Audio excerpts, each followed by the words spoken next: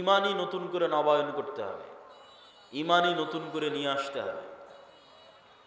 এবং ইমান বিল গায়বে আজকের পয়েন্ট, আল ইমান বিল মালাইকা, ফেরেশতাদের উপর ইমান, যেটা দিয়ে আমি আপনাদেরকে বক্তব্য শুরু করেছি যে রাস্তাঘাটে যারা আছেন, বাজারে যারা আছেন, তারা এসে ফেরেশতাদের সাথে বসেন। কেননা এই মজলিসে কারা আছে বলেন তো? একটু জোরে বলেন, এই মজলিসে কারা আছে?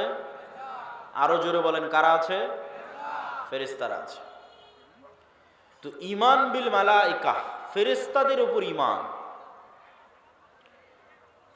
এই ইমানে ইয়াকিন দরকার।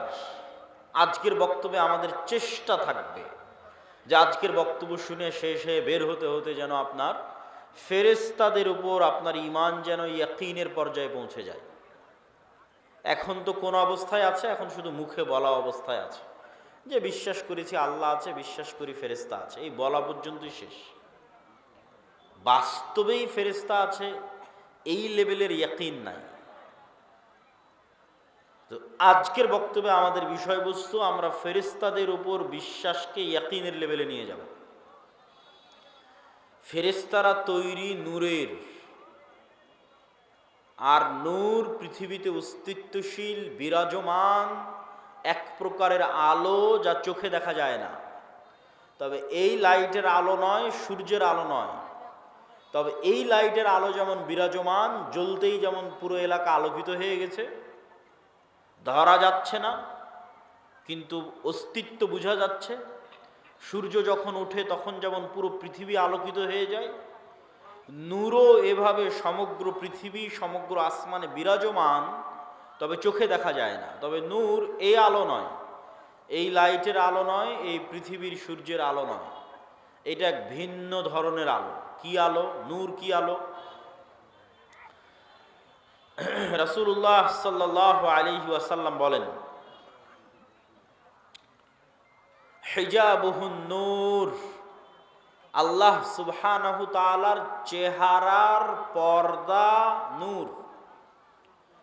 আল্লাহর চেহারা এবং আসমান জমিন, মানুষ, জিন, ফেরেশতা, এই যে আল্লাহর সৃষ্টিজীব, এই সৃষ্টিজীব আর আল্লাহর সত্তা, এই দুটোর মধ্যে আড় তৈরি করে রাখা আছে নূর দিয়ে।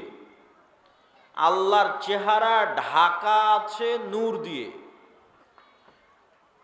লাউ কাশাফাহু, যদি এই নূরকে সরিয়ে নেওয়া হয়, যে নূর আসমান জমিন এবং সর্বত্র বিরাজমান, এই নূরকে যদি সরিয়ে নেওয়া হয়, লা আহরাকাত সুবহাত ওয়াজহি, তাহলে আল্লাহ সুবহানাহু তাআলার চেহারা প্রকাশ পেয়ে যাবে। আর আল্লাহ সুবহানাহু তাআলার চেহারা যদি প্রকাশ পেয়ে যায়, তাহলে আল্লাহর চেহারার তাজাল্লিতে আসমান জমিন জ্বলে পুড়ে ছারখার হয়ে যাবে। তো এই জন্য আল্লাহর চেহারা ঢাকা আছে নূর দিয়ে। রাসূলুল্লাহ সাল্লাল্লাহু আলাইহি ওয়াসাল্লাম আর এক হাদিসে বলেন, আব্দুল্লাহ বিন আব্বাস রাদিয়াল্লাহু তাআলা আনহু থেকে বর্ণিত, আল্লাহুম্মা আউযু বিনূরি ওয়াজহিকাল্লাযী আশরাকাত লাহুদ যুলুমাত, হে আল্লাহ, আপনার নূরের মাধ্যমে পরিত্রাণ চাচ্ছি, যেই নূর দিয়ে আসমান জমিনের সকল অন্ধকার আলোকিত হয়েছে।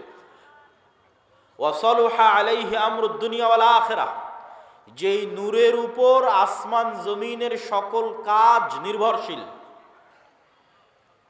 যেই নূর দিয়ে আসমান জমিনের সকল অন্ধকার আলোকিত হয়েছে, যেই নূরের উপর আসমান জমিনের সকল কাজ নির্ভরশীল, সেই নূর দিয়ে আপনার কাছে পরিত্রাণ চাচ্ছি।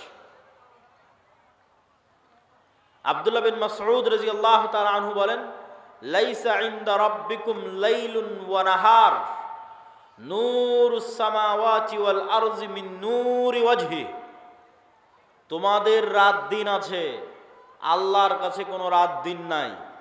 তোমাদের সময় আছে, আল্লাহর কাছে কোনো সময় নাই। আল্লাহ সুবহানাহু ওয়া তাআলার সময়ের ঊর্ধ্বে, নূরুস সামাওয়াতি মিন নূরি ওয়াজহি, আসমান জমিনের আলো আল্লাহ সুবহানাহু তাআলার চেহারার নূরের প্রভাবে প্রভাবিত। আল্লাহ সুবহানাহু ওয়া তাআলা নিজেও কোরআন মাজিদে বলেছেন, আল্লাহু নূরুস সামাওয়াতি ওয়াল আরজ, আল্লাহ হচ্ছেন আসমান এবং জমিনের নূর। সম্মানিত উপস্থিতি, তাহলে নূর পৃথিবীতে অস্তিত্বশীল বিরাজমান এক প্রকারের আলো। এই নূরের সাথে সংশ্লিষ্ট আরো কয়েকটি কথা। ফেরেশতারা যেমন নূর থেকে তৈরি, এই কোরআন তেমন নূর, আর ইসলাম তেমন নূর। ওয়াহি নূর, তো ইসলাম ওয়াহি, আর ওয়াহির একটা প্রকার হচ্ছে কোরআন, ওয়াহি মাতলু। তাহলে কোরআন নূর। আল্লাহ সুবহানাহু ওয়া তাআলা কোরআন মাজিদে বলেন, মা কুনতা তাদরি মাল কিতাব ওয়ালাল ঈমান ওয়ালাকিন জাআলনাহু নূরান নাহদি বিহি মান নাশা। হে আল্লাহর নবী, আপনি জানতেন না ঈমান কাকে বলে, কিতাব কাকে বলে, তবে আমি আল্লাহ এটাকে নূর বানিয়ে দিয়েছি। এই নূর দিয়ে আমি যাকে ইচ্ছা তাকে পথ দেখাই। আর ইসলাম নূর, ইউরিদুনা লিউতফিউ নূর আল্লাহ ওয়াল্লাহু মুতিম্মু নূরিহি ওয়ালাউ কারিহাল কাফিরুন।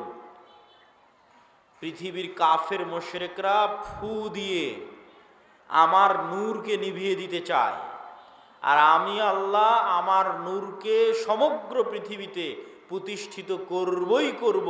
কাফের মুশরিকরা অপছন্দ করলেও সেই নূর হচ্ছে ইসলাম। আল্লাহু মুতিম্মু নূরিহি, আল্লাহ তার নূরকে পূর্ণতা দান করবেন তথা জমিনে প্রতিষ্ঠিত করে ছাড়বেন তার নূরকে। তাহলে কি কি গেল? ফেরেশতা নূরের তৈরি, কোরআন নূর, ইসলাম নূর।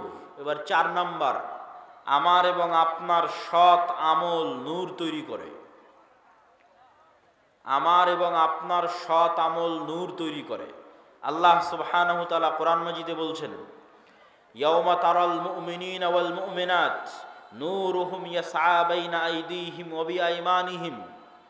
কঠিন কিয়ামতের মাঠে মুমিনেরা এবং মুমিনারা দুনিয়াতে যত নূর জমা করেছিল আমলের মাধ্যমে, প্রত্যেকটা সৎ আমল নূর। 2টা শর্ত পেলেই আমল সৎ। আল্লাহ কোরআনে বলেনি যে বেশি আমল করতে হবে, যে ওই জান্নাতে যাবে যে বেশি আমল করেছে। আল্লাহ বারবার বলেছে আমানু ওয়া আমিলুস সালিহাত। ঈমান বিল গায়েবে, গায়েবে ঈমান আছে, গায়েবের উপর ইয়াকিন আছে, আর আমিলুস সালিহাত সৎ আমল করেছে। সৎ আমল নূর তৈরি করে। তো সৎ আমল 2 শর্তে নূর তৈরি করে, তখন এটা সৎ আমল হয়। এক, যদি হৃদয়ে ইখলাস থাকে, তাহলে ইখলাস পাওয়া মাত্রই নূর তৈরি হওয়া শুরু হয়ে যায়। 2, আমল যদি গায়েবের সাথে মিলে যায়। প্রত্যেকটা আমলের ফরম্যাট গায়েবে নির্ধারিত, যেই ফরম্যাট ওহির মাধ্যমে আল্লাহ রাসূলের কাছে পাঠিয়েছে। গায়েবে নির্ধারিত ফরম্যাটের সাথে না মিললে আমল কবুল হবে না, আমলে নূর তৈরি হবে না। তো গায়েবে নির্ধারিত ফরম্যাটের সাথে মিলাতে চাইলে কাকে দেখতে হবে? মুহাম্মদ সাল্লাল্লাহু আলাইহি ওয়াসাল্লামকে। কেননা গায়েবের ওই ওয়াহি, ওই জ্ঞান মুহাম্মদ সাল্লাল্লাহু আলাইহি ওয়াসাল্লামকে দেওয়া হয়েছে। তাহলে মুহাম্মদ সাল্লাল্লাহু আলাইহি ওয়াসাল্লামের আমলের সাথে যখন আমল হুবহু মিলে যাবে, মানে ওটা গায়েবের ফরম্যাটের সাথে হুবহু মিলে গেছে। আর অন্তরে যখন ইখলাস তৈরি হবে, তখন এই আল্লাহর নবীর সাথে কাজের সাথে মিলে যাওয়া তথা গায়েবের ফরম্যাটের সাথে মিলে যাওয়া আর অন্তরে ইখলাস তৈরি হওয়া, এই 2টা যখন তৈরি হয়ে যাবে তখন আমলে নূর তৈরি হয়ে গেল। এবার যখন আমলে নূর তৈরি হয়ে গেল, এই রকম যত আমল মানুষ দুনিয়াতে করবে, আমলে সালেহ, যে আমল নূর তৈরি করে, এরকম যত আমল মানুষ দুনিয়াতে করবে তত নূর সে ধারণ করবে নিজের কালবে। মানুষ তার কালবে নূর ধারণ করতে পারে, এটা আরেকটু পরে আরো বিস্তারিত বলতেছি।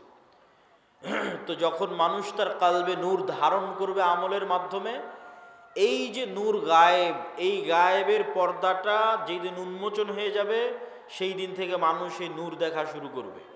তো গায়েবের পর্দা কখন থেকে উন্মোচন হয়ে যাবে? যখন মানুষ মারা যাবে। মারা যাওয়া মাত্রই মানুষ নিজেই গায়েবের জগতে চলে গেছে।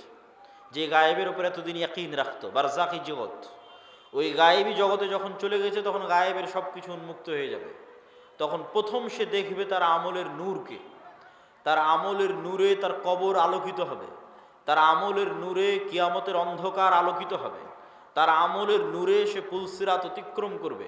তা আল্লাহ কোরআনে বলছে, ইয়াউমা তারাল মুমিনিনা ওয়াল মুমিনাত নূরুহুম ইয়াসআ বাইনা আইদিহিম ওয়া বিআইমানিহিম, যে কিয়ামতের মাঠে মুমিন মুমিনারা দেখবে দুনিয়াতে যত নূর জমা করেছিল সে আমলের নূর তাদের ডানে এবং তাদের সামনে ছুটে চলতেছে, বিচ্ছুরিত হচ্ছে। বলেন আল্লাহু আকবার। আল্লাহ সুবহানাহু ওয়া তাআলা প্রায় 2-3 আয়াতে মানুষের আমলের নূরের কথা বলেছেন, যা কিয়ামতের মাঠে তারা দেখতে পাবে। যেমন রাসূল সাল্লাল্লাহু আলাইহি ওয়াসাল্লাম হাদিসে বলেছেন যে মানুষ যারা দুনিয়াতে ওযু করেছে, ওযু যদি সৎ আমল হয় তথা ইখলাস থাকে, আল্লাহর নবীর সাথে মিলে যায়, তাহলে এই ওযু নূর তৈরি করে। তো কিয়ামতের মাঠে ওযুর অঙ্গ প্রত্যঙ্গগুলোতে নূর জল করে জ্বলবে। তো দুনিয়াতে যত নূর জমা করেছে সৎ আমলের মাধ্যমে, সব নূরের প্রভাব দেখতে পাবে। তাহলে 4 নম্বর পয়েন্টে আমরা বললাম সৎ আমল নূর তৈরি করে। এবার 5 নম্বর পয়েন্ট, মানুষের অন্তরে, মানুষের কানে, মানুষের চোখে, মানুষের সামনে, মানুষের পিছনে, মানুষের উপরে, মানুষের নিচে নূর তৈরি হতে পারে। রাসূলুল্লাহ সাল্লাল্লাহু আলাইহি ওয়াসাল্লাম দোয়া করছেন, আল্লাহুম্মা জাআল ফি কলবি নূরা, হে আল্লাহ আমার কালবে নূর তৈরি করে দেন। ওয়া ফি সামঈ নূরা, আমার কানে নূর তৈরি করে দেন। ওয়া ফি বাসরি নূরা, আমার চোখে নূর তৈরি করে দেন। এভাবে বলতে বলতে ডানে বামে, সামনে পিছনে, উপরে নিচে সকল অঙ্গ প্রত্যঙ্গে তিনি আল্লাহর কাছে নূর চেয়েছেন। তো নূরের অস্তিত্ব পৃথিবীতে এত বাস্তব যা আপনার যেমন চোখের পাওয়ার সরাসরি দেখা যায় না, কিন্তু যন্ত্র দিয়ে মাপলে ধরা পড়ে চোখের পাওয়ার কম কি বেশি। বাস্তবে অনুভব করতে পারেন চোখের পাওয়ার কমে গেছে কি বেশি হয়েছে। আপনার কানের শ্রবণ শক্তি কমেছে কি বেশি আছে, এটা যেমন অনুভব করতে পারেন। মেশিন লাগাতে হয় ভালো মতো শোনার জন্য। আপনার শরীরের রক্তের মাত্রা, প্রেশার লো না হাই, সেটা যেমন মেশিন দিয়ে মাপা যায়, অথচ চোখে দেখা যায় না। আপনার রক্তের মধ্যে সুগার কতটুকু আছে সেটা যেমন মেশিন দিয়ে মাপা যায়, ধরতেই মেশিনে উঠে আসতেছে, অথচ চোখে দেখা যায় না।